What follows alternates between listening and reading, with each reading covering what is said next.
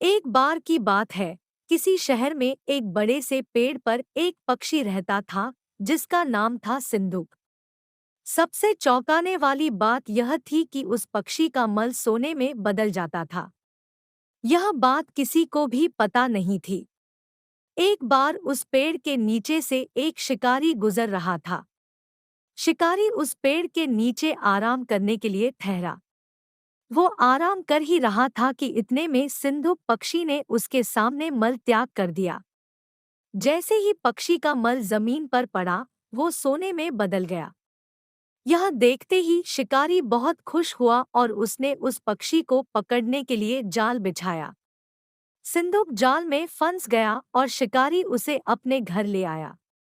पिंजरे में बंद सिंधुक को देख शिकारी को चिंता सताने लगी कि अगर राजा को इस बारे में पता चला तो वो न सिर्फ सिंधुक को दरबार में पेश करने को कहेंगे बल्कि मुझे भी सजा देंगे। यह सोचकर डर के मारे शिकारी ने खुद ही सिंधुक को राज दरबार में पेश कर राजा को सारी बात बताई। राजा ने आदेश दिया कि सिंधुक को सावधानी से रखा जाए और उसे अच्छे से खाना खिलाया जाए। ये सब सुनने के बाद मंत्री ने राजा को कहा, आप इस बेवकूफ शिकारी की बात पर भरोसा मत कीजिए। कभी ऐसा होता क्या कि कोई पक्षी सोने का मल त्याग करे?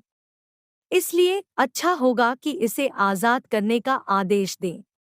मंत्री की बात सुनकर राजा ने चिड़िया को आजाद करने का आदेश दिया। सिंधुक उड़ते उड़ते राजा के दरवाजे पर सोने का मल त्याग करके गया।